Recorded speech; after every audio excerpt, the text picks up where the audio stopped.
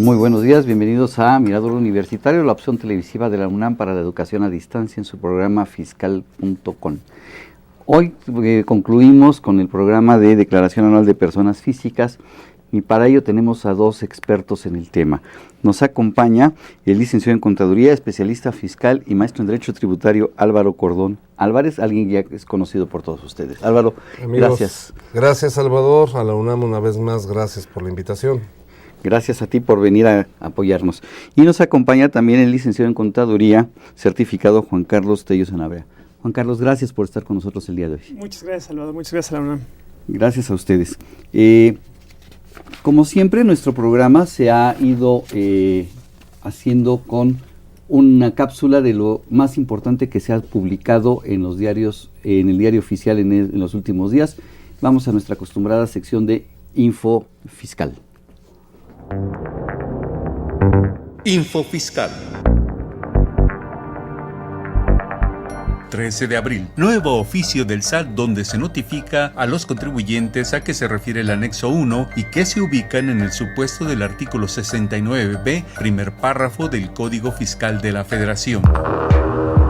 La Secretaría de Economía comunica el acuerdo que modifica reglas y criterios de carácter general en materia de comercio exterior.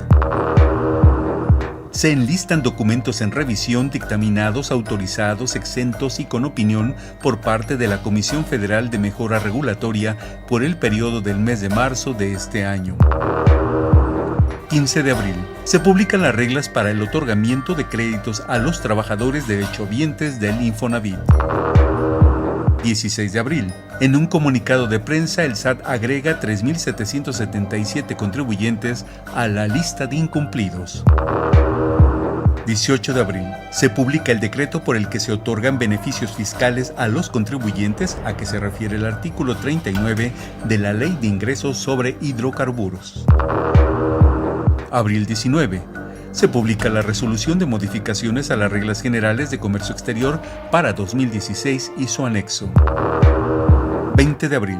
Se publica la actualización de la segunda resolución de modificaciones a la resolución miscelánea fiscal para 2016 y sus anexos 16 y 16A. Info Fiscal.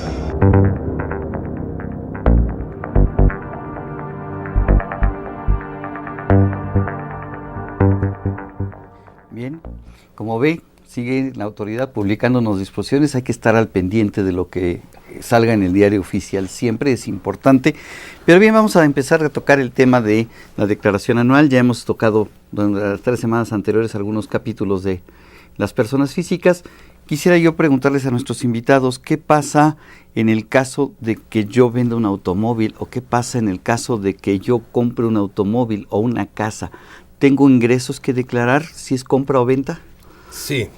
Mira, Salvador, aquí todos nuestros amigos deben de entender una cosa.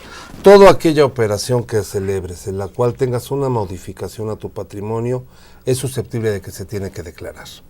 O O sea, no es que si esta sí quiero y esta no quiero. O sea, ese es un tema que debe ser claro. Que grabes o que pagues impuesto por dicha declaración o por dicha operación es diferente. Pero hay que informarla. Pero tú tienes que informar todas las operaciones. Y vamos a la primera que dijiste. En el caso, por ejemplo, de una casa-habitación, si tú la enajenas, si tú vendes una casa-habitación, el notario por obligación tiene la obligación de informar. Entonces tú no puedes decir, esta casa era la mía y esta no la quiero declarar. O este departamento que vendo, como es chiquito, este sí. No. Todas las operaciones que hagas ante notario público van a ser declaradas, van a ser informadas por el notario, al valor de la operación que celebres, que ya es un segundo considerando, no puedes vender por abajo del valor de mercado, o el valor de avalúo que se esté estableciendo.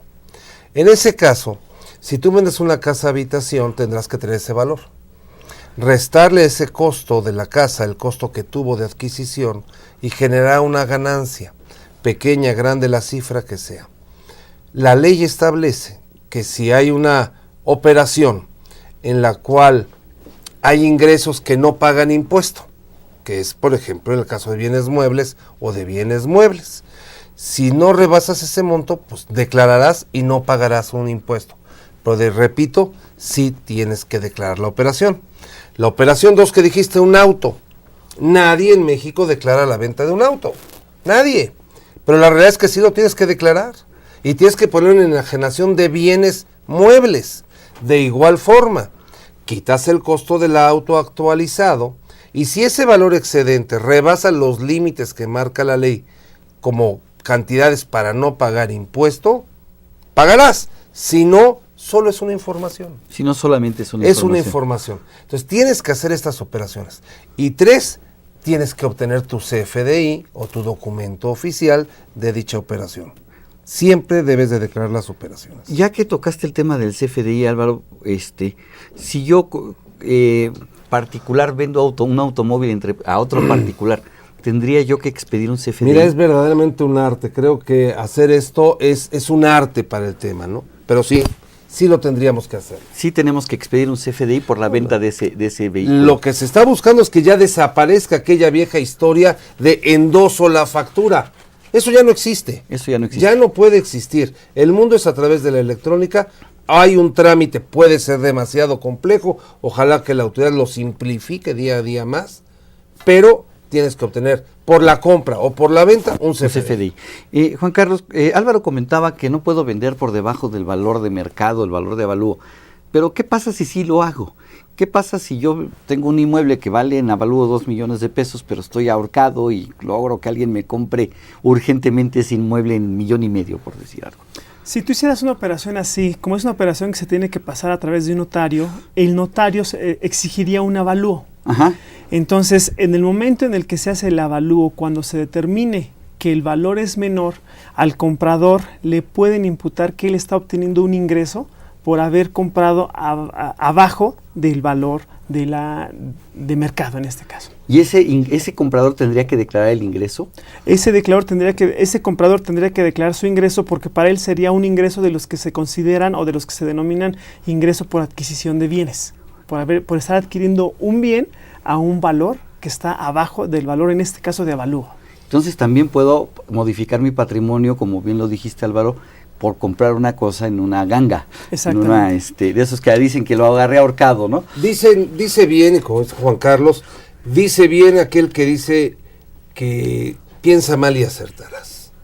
¿Por qué de repente vamos a encontrar gente que compra una casa que vale 10 millones en 3? Perdón, el fisco dice, a ver, si tú la compraste en 3, esa es tu suerte. Pero ese diferencial de 10, porque es lo que verdaderamente vale tu patrimonio en diferencial, Ajá. Ese diferencial quedan 7, me pagas impuesto. Si no, toda la gente va a comenzar a hacer operaciones fuera de mercado.